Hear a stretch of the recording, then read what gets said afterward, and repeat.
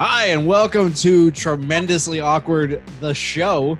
How about that shit? We're fucking This is a show we're doing. Put the mic in front of your face, you This piece of is this shit. is a show we're doing.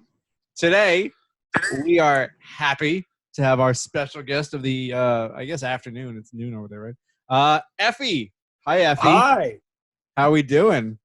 I'm in Indianapolis right now, and we're preparing to have the safest wrestling show of all time given the circumstances. Golly, look at you. Was it Game It's Changer? so hot. What? Game Changer? You guys are at Game Changer? Yeah. GCW, and after seeing there were no precautions last night at a certain show. Mm-hmm. Brett showed me the layout for today, and we're going to be as safe as we can be. Nice. It's pretty tight. It's all outdoors though, and it's 100 degrees, and I don't know how many run spots we're going to be doing here. Oh, no. This is a get the crowd clapping and then take one bump and powder off type of afternoon. Sorry, I'm not paying attention right now. I'm very busy right now. It's okay. Bill's I'm literally just worried. I'm worried about selling because if you lay on the mat too long, you're going to get burns on your back. Oh yeah, it's a bump and feed afternoon. It is not. I hate outdoor shows. I hate them so much. Oh, so do I. All right, we're good. Now, you know what? Hold on. I just got to send this to my mom so she can go pick up my beer for me. Oh, that's He a is sweet an adult, folks. By the way, Effy, you look amazing right now. Look at that chest. Thank you. I got a little overzealous on the fake tan, but I also got overzealous on the DDP yoga. So like my body feels really good right now, and I'm gonna go ruin that this afternoon. Hopefully, Yeah, you're gonna. That's the goal. I was gonna make a joke about being injured, but I'm not gonna let that happen because I don't. If it happens, I'm gonna be like real. No injuries here. It's hard to do injuries when you're doing pet the belly spots. So thank God me and Alley Cat are gonna put on a 7-star classic today. Goddamn right. Absolutely. Goddamn right. Absolutely. Don't be afraid to go a little Greco-Roman in there. Just. Oh, that's worse. You're telling me we're rolling it around. We might do it in the grass. The grass might be cooler if we just wrestle in the grass. Right, but you have to stay 6 feet from the people in the crowd, so it's gonna be they've got them all away from the ringside. They've got them distanced. They have to wear binoculars. They have to look at it like watching a horse race. That's not a bad idea. Those fancy binoculars you hold down here. Yeah, a little stick. Those are pretty cool. I want a monocle, perhaps. Yeah, yes. Just like a little telescope. Like, oh, there they are. Mm-hmm. let's watch the show. Then when did you fly in last night? So I was going to fly in, but then the flights with Southwest went from $95 round trip to $370, and I was going to get here 30 minutes before bell. And I was like, Brett, I live in Atlanta now. AC Mack wants to roll with me. AC Mack is an incredible Atlanta talent. I said, let's just do this. So we road tripped it yesterday, and we just talked for 8 hours about the world, and it was pretty crazy. That's cool. Were you scrolling on Twitter and seeing who else?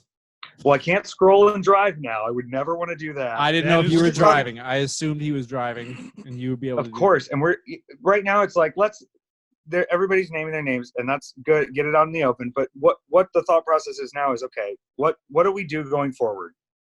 Where are we fucked up? So that's what we were trying to figure out. What's the steps we got to take?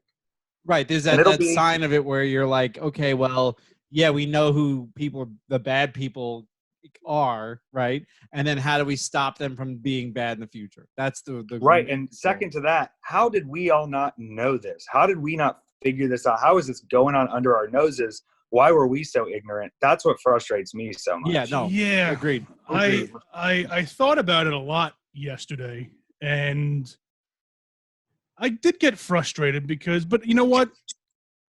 Me and Dan, we keep to ourselves a lot of the time. Like after shows, I'd rather just go get a 12-pack and go back to the hotel room and watch a movie and just pass out and eat a burger while he's laying in bed. Yeah. So you know what? We never really were around to, I guess, kind of witness it. I mean, in the locker room, maybe it's hard to tell because you're, we also constantly going over stuff. Everyone uses code words. Yeah, it's that like, too. He's a creep. Or like the ones but also in the same token, I think that like we kind of turned a blind eye. Like I will not absolve myself of any blame in this. Like I do believe at points you're almost just like, yeah, I've heard they're a bad person, but like how bad? And you're like, I don't want to know. And then you walk away and it's like, oh, I've removed myself from the situation. but that's not the solution. That is running away from the problem, so to speak. Yeah, I think, serious. and one thing we were really talking about yesterday that might be like too heady, but it's something I think we have to think about is like, we're in a business that's built on a secret. We are built around a secret, right? And we can say people know it's fake, people know it's work, people know this, but the structure of the business is built on a secret, and I think that has created a justification that these people put in their heads of what the business is built on, and think it. I think that we also have like I've always heard like protect the boys. You know what I mean? Like you got to protect the boys, and it's like maybe it's instilled me from like when I started training, but like I feel like there's a mentality of it where people are like you know, it's you know, protect the boys. The boys are sacred, and you don't want to. Yeah, like that's a bad person, but they're a great worker, and like, or they're like kind of shitty, but like they're promoters, so you have to be nice to them. Like you've always it's like the concept that since they're involved in wrestling, like, well, this is the sacred business, and like you need to stay in your lane and know your role. Yeah, that's not for you to worry about, you know. And that thinking back on that, you go, now that sounds crazy saying that out loud. Right? Oh, absolutely. It's I genuinely like I thought about this a lot the other day because like watching this week. Right, this week unfold. I felt like, you ever see From Dusk Till Dawn? Of course. Yeah. Right. So all of your favorite characters in that movie slowly turn into monsters, and I was like, this is this week for me. Like, like and it's like at first, like I always feel like I'm somebody who's like, yo, fuck that guy, like that's a piece of shit. But then you see like, it's friends. It's people you were cool with, people you've been in cars with, people you've been, and you don't even think. Yeah, it's crazy. And like the other thing too, you know, as we're getting older, a lot of my friends who are in the business are having kids and everything. And, you know, ask them, oh, do you want your kids getting into wrestling, especially your daughters? Absolutely not. If I had a daughter, I would never want to get her to get involved in wrestling, either as a fan or as a worker. Because it's just like you said, it's you know, protecting the boys and boys only. That's pretty much how it's been for years now, and I'm glad that it's finally coming out that there are some real shitty people in here that need to be just exiled from the whole business itself. And I might be incorrect in saying this, but I keep thinking about this too, which is, if this many girls were being abused within our business, if this many girls from the moment they stepped into training were being treated this way and subjected to this, how much were we holding back female talent? Was the women's revolution held back because of the way we had done this for years and the way this is seemingly normal across the business? Even before the internet, it seems like this was going on. Doing that, have we impacted the way a female talent should grow and blossom within the industry because we've made them scared, because we've abused them, because we've put them down? What have we lost in the business that would make our business better by having these female talents think they're not worth it or being held down by these men in power positions that are abusing them? Right. Yeah. And I think that there's a lot of people that, let's just say, potential stars or potential great wrestlers or potential anybody in wrestling who started wrestling and then were treated like this from day one. How many female talent quit because the wrestlers were being creeps? How many female talent never even got to live their dream of being a pro wrestler because the promoter said, if you want to make it on the show, you have to suck my dick? Like, how many people have done that? You know, you hear about like the sort of horror stories and the like even like the Mae Young generation of women had to go through to get booked, and then you're like, oh shit, like. Thinking back to wrestling training, how many females quit that I thought just quit? Like how many, you know what I mean? Like you don't even, we talked they about, couldn't hack it. They weren't tough enough, you know. That's exactly it. You need a thick skin in this business. No, you maybe don't have to be a dick. Maybe that's part of the fucking, maybe that's the problem. I think, well, and I was going to say, we talked about a guy named Brimstone, who I hate, and I'll talk about him being a piece of shit for the rest of my life. He used to teach women. He used to, if a girl joined, it'd be like Hurricane Rana class the first day. And you're like, what the fuck are you doing? Like, this is like, and at the time, I'm like, what a piece of shit. But like, you don't realize, like, maybe, you know, look, I 100% looking back, it's like, oh, this predatory behavior. I should have said something. But like 17-year-old Dan Barry was just like, what a creep. And that was as far as I thought about it. And that's my fault. I'm at fault for that. You know what I mean? Like I can't let that slide. Yeah, but it's I think now, like, and what a lot of guys are not going to like going forward is we have to have more open communication with the people that do support our business. Mm-hmm. Fans need to be made aware of this. Fans need to know where they're putting their money. They need to know who they're supporting, and we owe that back to them because they've allowed me to make a living. They've allowed me to make money. Absolutely. We can't keep them in the dark on things that affect how they're spending their money and who they're supporting. I couldn't agree more. Yeah. Like, you just have to, this business needs more transparency.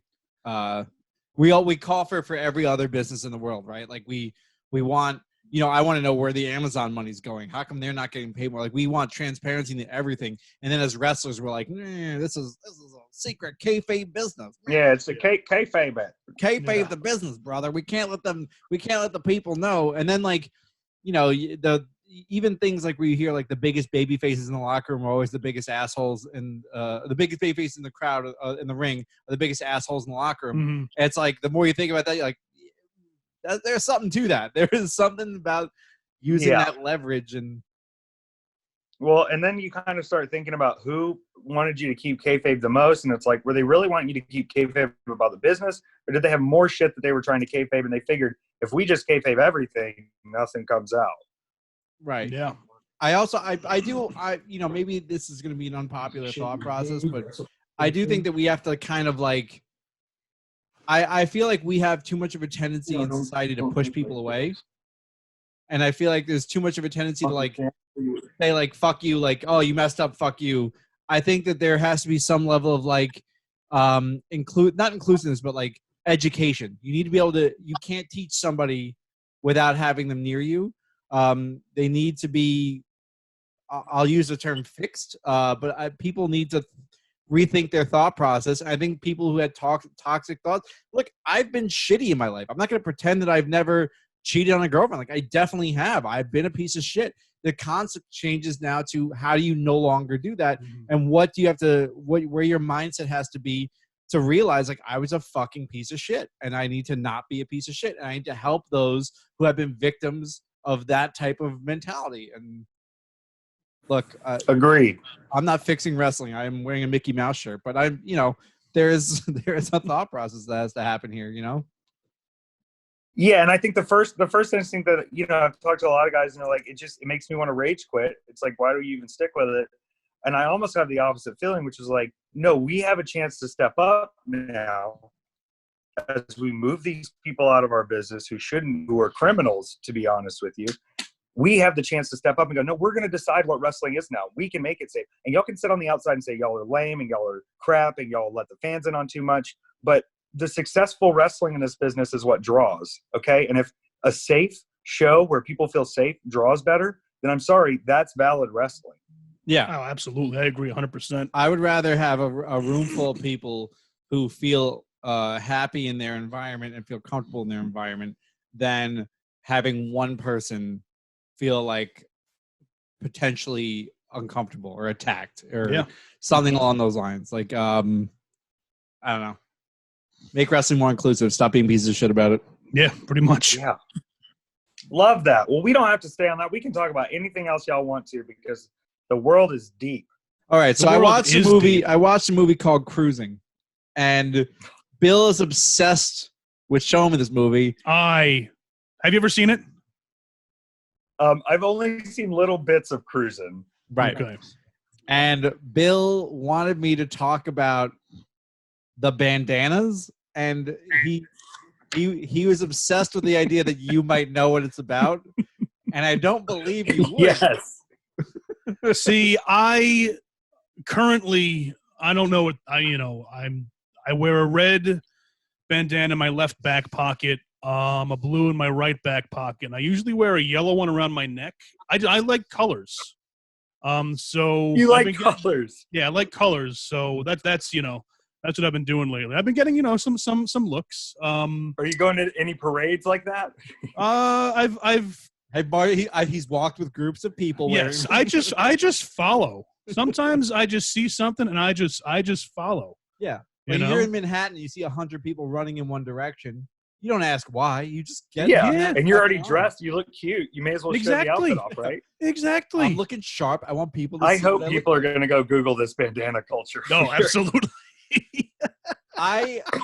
It's the best. I love it. There's a depth to it. And I don't think the younger gays use it as much, but then you'll go out to prides and you'll see sort of these like daddy figures that have been in the scene for a while, and you're like, they know the classic. They know how to let these people know. Yeah. And I mean, you think about now, like we can I go out in public and go on a date with another man, but like, you know, if it's 1989 and I'm trying to keep it cool and undercover, I gotta let you know you can pee on me with the magic of a bandana. Absolutely. That's the beauty of it. I'm just so fascinated, and watching this movie and everything, and just seeing the whole S&M culture and everything. It's fascinating to me. I love it. And like I said, I think the bandanas need to be brought back. I think that they need to be embraced by the younger generation. I would wear you're giving me merch ideas. I want to wear a white bandana in my front pocket to let you know that I'm basically a missionary only man. That's what I'm. You prefer a long skirt and one position. Yeah. If there's a sheet between us, that's preferable. I don't want to know what's going on. Well, you saw someone, I believe it was in New York, put out guidelines about having sex right now during the pandemic. And they said you should try to put a barrier between you and your partner that only exposes the genitals. And everybody said, hold on. Did this public health office just suggest we use glory holes right now? Is that what we got from a government office? Yeah. Because that's what I'm reading. Yes, they did. We were ahead of the curve. Who guessed it? Absolutely. Yeah. Well, you know what? It's about time. It's about time. We need more glory holes in America. Bring glory holes back. Make America glory holes again. Exactly. Yeah, even give them a separate room, men's bathroom, women's bathroom, glory hole room. Yeah. You don't have to subject everybody to it, but that's the beauty is like there's the privacy there, Yeah. You don't want to see him. He doesn't want to see you. It's the rawest form of life, isn't it? Wait, it's a he? Wait a second. Oh. Sometimes. I've been at a lot of rest stops. I didn't. Oh boy. I know. I tap my foot under the wall. I tap it twice, and then all of a sudden, I assume a girl's there. Is that not how that works? Well, no. The first step is you run for Republican office, and then you act like you don't know what it means to tap your foot, and you were just jamming along to a song in your head. Yeah, I was listening to Strokin'. No, I thought it was Ramblin' Man by the Allman Brothers. Yeah, listen to the Allman Brothers. Rambling through these towns, baby. Yeah. Finding my spot. I was listening to that hit song, YMCA. I was just tapping along to it. Mm-hmm. And then I saw feet, and it's not a... Wow. I'm learning a lot right now. I just wanted to check on him, make sure he's okay. I saw someone. I was in the middle of going to the bathroom, so my pants were down. So naturally, I pressed myself against the wall to listen. It might have fallen in the hole, and then the young lady... Wow. Yeah. Tony Deppen just stunk up our room. Who did? Deppen? What, he fart? Yeah. Hey, Depp. Oh, what's up? Facing me. Smelly bastard. God. The things that women put up with. When we were at Buffalo for TID this season, Deppen was playing, he was curling and adjust his tights, his skivvies. Mm. I took a handful of pictures with him in that scenario, and I got a lot more people who just stole the photo from my Instagram and posted it in other places. So, Tony Deppen, see you on Reddit's Wrestling with the Package. He said his ass does wonders. Look at that. Wow, Tony. Nice performance stretch going on over there. He's working those hips out for today. He's fighting Shane Mercer, and I think he knows he's going to get thrown about 40 feet through the air. Get blown up. Brothers just bumping for the rest of the afternoon. Oh yeah, Shane Mercer does my finisher too, but he does it way better. Oh, Shane Mercer does. We have the same finisher, that fall away slam moonsault. but his always looks so much better because he's so much bigger than me. I think he can control gravity. Like he's gotten big enough, he can control gravity. Yeah. Yeah, the earth comes to meet him whenever he jumps. That's how that works. Yo, I got my spray tan too early, and now I have like a Harry Potter diamond coming down my forehead. Oh no, I love that. It's good. They won't know in the sun. No, you'll be all right. How you like in Atlanta now? Dude, my life has changed 180 degrees in the past 4 months. And I hate saying this because so many people have suffered during the pandemic and been awful, and their life is terrible. But like, I quit my job. I let them know before the pandemic. I was like, I'm going to go wrestle full time. I'm going to live in Atlanta. It'll be fine. My boyfriend has a good job. He was moving remote. And then the pandemic hit, and I was like, well, I guess I'm not going to find nothing else, and there's no wrestling. We'll see how this works out. And luckily, like, I got in Atlanta. We've been in this cool apartment. We've been hiding out. I've been on Twitch playing video games, so making a little money there. That's super fun. And it's just been great. I have time to hang out with my dog. I've slept in for 3 months. Like, that's amazing. I just turned 30, and I feel younger than I have in 10 years because I was just working 60 hours a week and then going and wrestling and then doing this and doing that. And now it's like, whoa, I can like take a nap. I can sleep in. I can eat breakfast. It's wild. It's great. Must be nice. Yeah. Plus you grew that amazing mustache too. Yeah, look at that. Yeah, we needed mustaches in wrestling. We were lacking for a moment. Yeah. And that's all I'll say about that. Yep, we're just gonna say that it's been the spot has been filled, and that is the way that's gonna move forward. I'm keeping it, y'all. I got first dibs. It's staying bushy. My gay evolution is complete. Absolutely. See, I as you can tell, I shaved off my beard, and I did leave a mustache for quite a bit. But I looked too much like a real cop, so I had to shave it off. That's a It's a cop look for sure. Yeah. It just didn't. I thought it would work for me, and if I was a real cop, sure, it would work. But you know what? And I would walk my dog around my neighborhood and stuff, and I would get some looks. Like I wanted to wear a shirt saying I'm not a cop. I'm yeah, please. I collect tickets on a train, and I'm a pro wrestler who plays a fake cop, I guess. I'm not a cop, but I pretend to be one on TV. You're a detective, okay? I'm a detective. You're not a beat cop anymore. I investigate. That's We're what I do. private investigators. Yeah. That's what we are. That's what we. Team Tremendous was originally private investigations, and then it became undercover cops, and then it became real fake cops. Yeah. Then it came just two fat guys who just wanted to wear black to cover up their fat guts and their. Yeah, but you look heavy metal as fuck. That's true. Well, he does. He had the beard. I look like somebody's dad who was supporting his kid at a concert. That's what I look like. You were there to do the mic sound check before they came out to get brutal. Yeah, I was the roadie who's been there for years and just doesn't want to acknowledge it's I was Randy Marsh pretending that I understood modern music. That's what I was. Big Hoobastank fan. Big Hoobastank fan.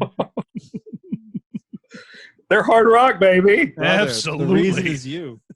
I also stopped biting my nails. I'm really proud of myself. And the only reason is because I could start painting them and I don't go to work anymore. So I have no stress in my life. And I have beautiful nail beds now for the first time in my life. That's amazing. That's magic. That's good. I got to figure out the trick to cuticles. I have a lot of cuticle problems. I don't know what's going on. The trick is paying that lady to do your nails. Right. All the nail salons are closed by me. Not in Atlanta, boy. But that's a problem, too. Nobody's wearing masks in Atlanta. So me and my boyfriend will go out, we'll walk the dog, and people are looking at us like we're idiots because we're wearing masks. And I'm like, y'all are all at a Mexican restaurant right now, hanging out together. Y'all are crazy. Yeah. We all think we're crazy. Everybody thinks the other person's crazy. I'm a person who's like, I wear the mask. God damn that. Is Deppin just talking? What's Deppin doing over there? Dude, he's stealing pillows but he got mad at his hand on one of them. Oh, man. He's going through. He's about to be a father, like a real life father, and that's like I think it's that's right. I forgot really about rewarding for him. But I think he's ready. Yeah, he's having a pandemic baby. We believe in you. It's going to be a quarantine when it's 12. He said he's going to have a quarantine when it turns 13. Oh, geez. Quarantine. Born in the. They'll put that baby in a history. I don't think we'll have history books anymore. I think that's one of the things that's not going to make it past this. Yeah. Well, no history book with statues on it, at least. No statues. I guarded up in Indiana yesterday. We were up. They must not be a good person if they had to put fencing.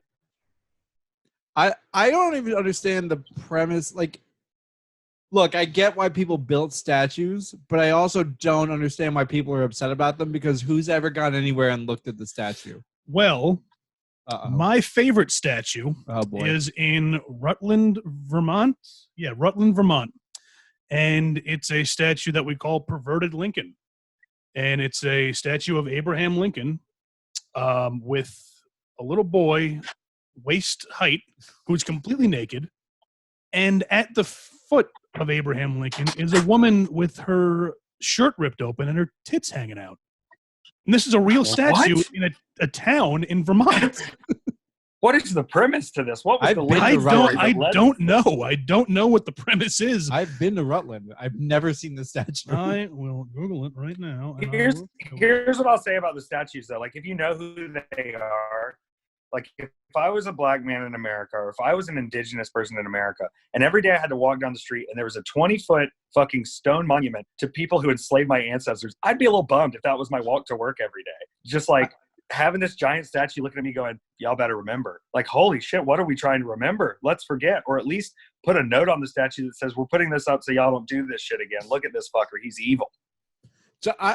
But then, then you see like Mount Rushmore, which is the exact embodiment of that. Like, hey, we stole this sacred land. We half carved in presidents' faces and we never finished the job. Like, that is the most. Yes. Well, and what makes it even more American is that we're like, look how impressive we were. We half-assed something and we stole somebody's land, and look at this. This is our monument. Look at our glory. We couldn't finish it. Yeah, we didn't have time to finish it. It turns out it's very hard to carve into a mountain. Well, then why'd you do it? Because fuck you. That's why. Yeah. On the screen. Manifest Destiny is some fucked up shit. Go walk up to the TV. Okay. I'm going to show you. Bill is not really tech savvy, and he wants to show something. And yeah, walk it up. I love this. Can I see it? Hold up. I'm going to make it. Oh my God. No. And he's got his hand on the baby's head. Yeah. This is, and why is he wearing a trench coat or a cape? I think we all know why he's wearing a trench coat. It's because he's trying to hide his bandanas. Oh no! Yeah, they think Lincoln was a homosexual. I'm inclined to believe it. There's I think Woodrow Wilson was. Well, no, who was it? There was another one that was. I think Mary Todd Lincoln was supposed to be a lesbian. Good for Mary Todd. I just think about, everybody talks about, Lincoln was this, unbeatable wrestler. And you think about training at the time and who was training to wrestle. And like, the best training for wrestling a lot of times is like rough gay sex. Yeah. That's how I got started. I think about a lot of the positions, where I'm having to use my muscles and holding and placement and balance. And it really, it helps out in wrestling. I can't say I don't come in at an advantage from having that experience. So maybe that's why Lincoln was so good. You've got great hamstrings, I've noticed. Oh, yeah. Thank you. That's all he talks about. I love working the hammies. Mm-hmm. I also made my deal with the devil on the back of my hamstring. So that's good. That's fun. Well, Bill didn't know your name for a year. And I'd be like, oh, I think Effy's on the show. He'd be like, who, hamstrings? I'm like, hamstrings. That's who it was. Hamstrings. Bill, I'm flattered, honestly. Oh, anytime. You'll be wrestling. He's like, those fucking hammies. Yeah, I get too distracted. I get way too distracted. I work hard for those hammies, They I can tell. I can tell. We've all been blessed. You got to do those mule kicks. Yeah. You just gotta those stretches you do. Fuck. I'm gonna get those hammies. I'm never gonna get those stretch. Hammies. See, what people don't hear is, when I get in the ring, I get up in a particular way, and the only reason I do that is so I can pop my hips out before things get going. It's not a pose. I'm literally just trying to pop my hips and shoulders out before things get a little crucial. Oh, I get it. I do a stretch on the top rope where I put my leg on the top rope and I just kind of stretch it like that. And the amount of times people are just like, oh, I can see his dick. And you're like, no, it's because I have bad hips and bad legs and I need to do this or else I will tear something in the next 3 minutes. I think that's why Finn Balor started crawling on the floor like a little devil boy, because he was just trying to get those hips opened up. Yo, he's Spider-Man push-upping all the way into the ring just to get his body activated. Yeah. See, I need to start It's a big fuck you to stretching Ultimate again. Warrior. I mean, the Warrior couldn't even run without getting blown up before the match, and he's doing full-on intense yoga before he even gets started. Yeah. He's absolutely. watching DDP yoga. He's just walking his way into the ring. It's like, oh man, look at this guy. Yeah. I'm going to just bring up DDP for a second, because I think the only reason I've been able to stick with this is DDP is not always nice, and I like that. And no, he's not nice at all. Like, he'll be like, are you giving up already? We'll give up. He goes, you can do it or you can't. It's up to you, bro. But he'll even be like a little mean to the people who are there doing the yoga with him. And he'll be like, you got to move out of the freaking camera, dude. You're in the freaking way of the camera. And that to me is like, I don't need the little lady who's like, just breathe and find it. I need this dude to be like, we're doing man yoga and you're going to fucking sweat and you better get out of the way. Dynamic resistance or else. Yeah. Well, he got the arm jack things now. And he's like, they're not for the public yet, but everybody in here is getting jacked. Jesus Christ. And I think he's talking about the arms, but so yeah, it's a lot. Yeah. That's a very intimidating yoga master, is DDP. Well, now see, here's the thing. Now he's 15 minutes down the road from me. Smyrna, Georgia is 15 minutes from my house, but they closed the place. But I was like, DDP, just bring me in for some sessions and be mean to me. I'll be unbeatable. Yeah. Just say you got a drug problem or something. He'll bring you in, no questions asked. Oh, God damn. Oh, I can't stop huffing poppers, DDP. We got to get him on the right track, man. I'm addicted to edging, DDP. Please help me. Oh, you want me to do a 20 count push-up? Oh, just hold it. I just want to hold it. Oh, my God. That's funny. What a time. Keep it alive. Are Absolutely. those Bush Classics, Bill? Am I seeing Bush Classics? Bush? No, this is Polar. That's a seltzer. It's a Polar seltzer. Oh. Bill's at the age where he drinks seltzer. They just – I got a whole bunch of seltzer in the car. I really like the new Polar seltzers, except they're in the little cans, but they made them to taste like candies. Like they have the mermaid one that tastes like a Swedish fish. Really? Oh, I got to try that. Yes. It is good. This one. If I was still a drinking man, I'd be a mess. Oh yeah.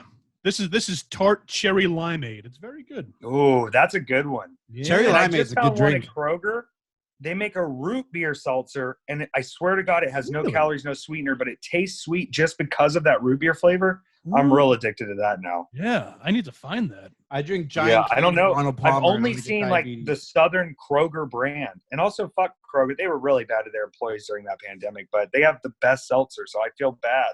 That's the thing. That's like for me, it was Chick-fil-A, where it's like Chick-fil-A is a bunch of pieces of shit, but I'll be goddamn if that spicy chicken sandwich isn't fucking good. Well, let me take you one worse. My boyfriend, who is very gay, comes to me the other day and he goes, they're going to open a Chick-fil-A right by our house. And I go, they're giving money to people who hate you and don't want you to have rights. And he was like, chicken sandwich can't stop me from sucking a dick. He had a point. But, fair enough. You know what? He should make that into a shirt and then wear that to go get a sandwich. Yeah. Can I tell y'all a real story? I got kicked out of a Chick-fil-A one time. Here we go. For being hammer drunk.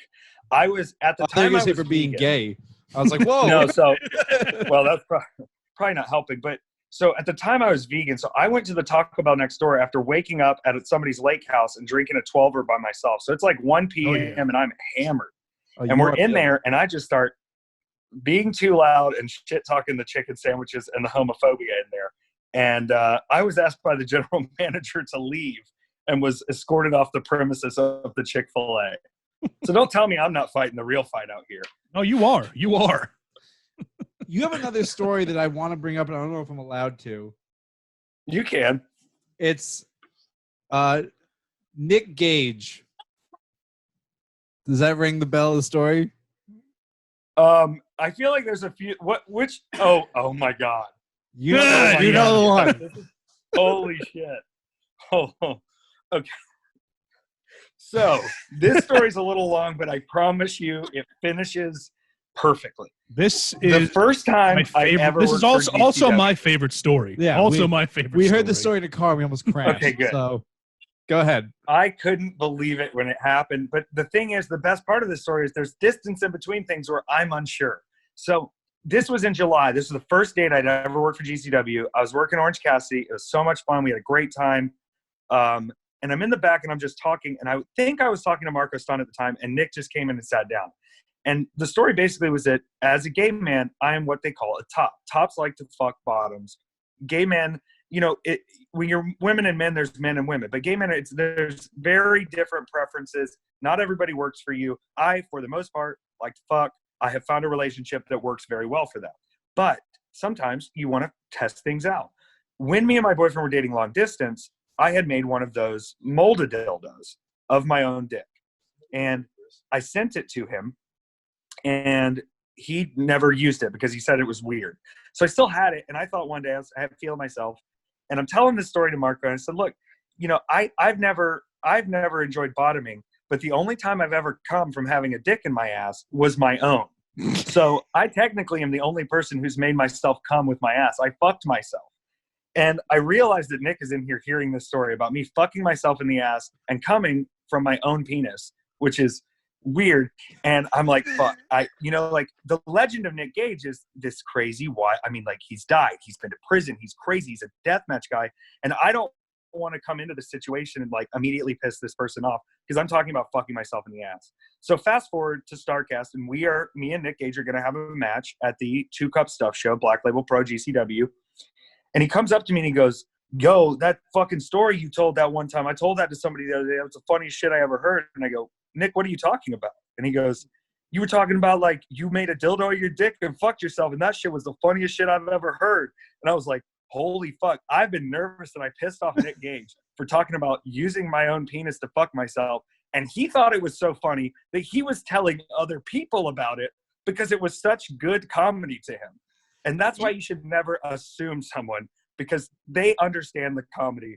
But also maybe, I don't know, maybe in today's new locker room, we shouldn't talk about fucking ourselves in the ass with our own dicks, but it seemed appropriate at the time. Oh, it was. I can only picture Marco Stunt sitting there and listening to you as if he did not want this conversation. He's the one who instigated it. He was asking me because that's, the straight boys want to know what good. They're like, what's going on? What's happening? Whatever. And I was like, no, I don't bottom. That's how the story started. And then I sort of tangented into actually, hold up. I did bottom one time. With myself. So it was a natural conversation. I wasn't just holding Marco Stunt down on the couch and was like, you heard about when I fucked myself with my dick? It was it was a natural progression of a conversation we were having as adults where he was asking some questions and Nick Gage joined in and I guess he enjoyed it. So good for that. Marco Stunt walked in, he said, go fuck yourself. And you grabbed me I have a story for you, you piece of shit. You also asked I did fuck myself. You don't even know. You also said something along the lines of does that make me a narcissist? That was the last line. That's the best part of the story is when I go, yeah, I only come from fucking myself in the ass. Does that make me a narcissist? God, I need to sign myself to a comedy deal. Jesus. That's fucking, I heard that line and I spit my drink because it's so fucking good. It's so good. That's. And at the time, it was probably a genuine question based on the people, the way they were looking at me. I was like, hold on, does this make me a narcissist? Yeah, you had a coming to Jesus moment where you're like, oh my God, am I a narcissist? Well, they make that dildo too. You can come to Jesus. It's a little statue of him. It's beautiful. Oh, I've seen we've seen a lot. Bill and I have really long car rides, and Bill does his best to try and see if he can make me uncomfortable. That is 90% of our car rides. Yeah. It's the 3D printing revolution. I mean, we have everything we need now. Absolutely. Yeah, there's a lot that can happen. I wanted to bring up more about how the straight guys are obsessed with gay sex because that's real. That is something that you can't get away from it. Well, I was gonna say people. It was everybody in the serious ass podcasts are always like, well, what kind of homophobia did you deal with? And it's I got called slurs by fans and people say shit or certain people won't book me. But for the most part, it was almost it goes back to that secret thing of like, okay, they find out I'm a real gay person, and then they think, okay, we're backstage, it's quiet, we can talk. They can kind of start to understand and ask, and it's always like, well, how does it work? And it's like, you know how it works, you just want me to tell you what I'm doing. And then they want to ask, well, what about like, what about me? Like, what that?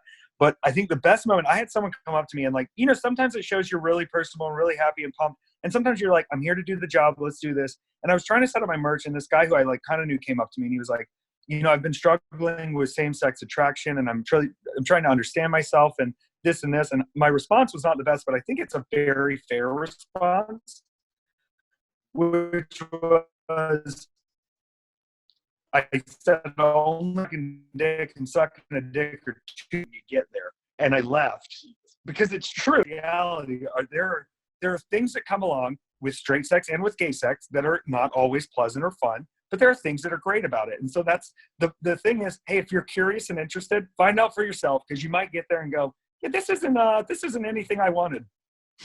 Yeah, it's, you know, the concept of like, oh, I don't know if I could be gay. It's like, I mean, have you tried? Like, have you done your research? Like, go suck a dick. Yeah. You know, that worked out for you. Like, you know what I mean? Like, well, but like also the second problem with the gay community now is when you're in a relationship, a man and a woman, they're sort of, you can feel out when the sex is there and when the sex is there. With gay dudes, we're always fucking horny, and we can't stop, and we're just like, let's fuck. And so it gets a little like, it's a little exhausting sometimes, because you're just like, I guess we'll fuck more. I don't know. It's nonstop. Yeah, I'm once a week. Yeah, I like to sleep. She forced me to have sex like that. I've been quarantined with my boyfriend, so all these people who are lonely and Pornhub and it, I feel sad for you, but we've really gotten to know each other well over the past 3 months. Pornhub is quarantined. We've lived together for 3 years, and I think back though, like when I was working full time, the time I would spend with my boyfriend was, I'd get home from the gym at 7 p.m. after going to work I'd leave the house at 6:30. So there's 12 and a half hours that I'm doing something. I get home, we go to bed by 11. So we have 4 hours a night to hang out, and then I leave all weekend. Now it's like, I thought we'd be hating each other by being around each other this much, but we're actually like learning about each other more and loving each other more and like enjoying spending time together and like going on walks and having time. So that's like, awesome. I know the quarantine's been terrible for a ton of people, but like, it's been very rewarding for me to be put in a new situation and like, hey, here's your new life, figure it out. And you go, wow, it's actually pretty fun. Mm-hmm. It's, I think on that level of romance, because that's actually kind of like nice. Like, I feel like a lot of people have almost the opposite feeling because they used wrestling as an escape to get away from their family. Yeah. But I'm glad that it worked out for you. I think we can wrap on the nice sweetheart stuff. We started off really dark. Let's end on a high note. We can, but like, that's what we have to do. That's the big metaphor here. Is like, we have to acknowledge it, we have to discuss it, and then we got to move and bring the joy back to what wrestling should be. Absolutely. You're 100% right. Effy, what do you want to put over? I want to put over my Twitch first, because it's kind of a new thing for me. I'm literally live online for 4 hours, 10 hours a week. So like Mondays, Wednesdays, Fridays, and people just come hang out. We're watching wrestling matches. I'm playing video games. Sometimes we're just shooting the shit, hanging out, but it's pretty rowdy. I also want to put over my Cameo, because for Pride Month, I just got on Cameo. The guy was like, do you think you can actually sell a few? I was like, dog. So I was like, let's put them up. I'm donating all the money this month to the, I want to make sure I say it right, Homeless Black Trans Women's Fund, which is in Atlanta, Georgia. They've raised a lot of money. And so far, I've raised $1,200 doing cameos in a week and a half. So we're going to be able to throw a big chunk at the charity. I'm pumped on that. And the thing I've been doing the most of is like, if y'all have watched people's cameos, they fucking suck. All these cameos are so shit. I bought one from the Great Khali one time that I never put out because it was so bad, which that might be another thing. But I've had people suggesting that I just read monologues from movies. So what I'm doing is I'll watch the movie scene once, I'll pull up the script, and I'll do my best on a one take of doing these movie scenes. And that's been like super fun because I'm raising money for charity, and now I have an acting reel. Let's go. Hell yeah. That's the way to go. That's awesome. We're using our merch this month to donate to the Trevor Project, and we've raised $75. So Trevor Project, you've got a new building coming your way with our donations. Every part counts. Every part counts. Every dollar. I think we did a little more than that because we had separate Facebook ones. I know the one that I had up, I think I got a couple $100 in donations there. Yeah, I have 50. Yeah, because you can donate directly on the post too. Yeah, we've been doing that too. Just whatever we can do to help. But we can end there. Effy, really happy we got to see you. Good luck stretching those hammies tonight. Yeah. Thank you. I'm going to let the cat take the aggression out on me. Boy. Yeah. We hope to see you real soon.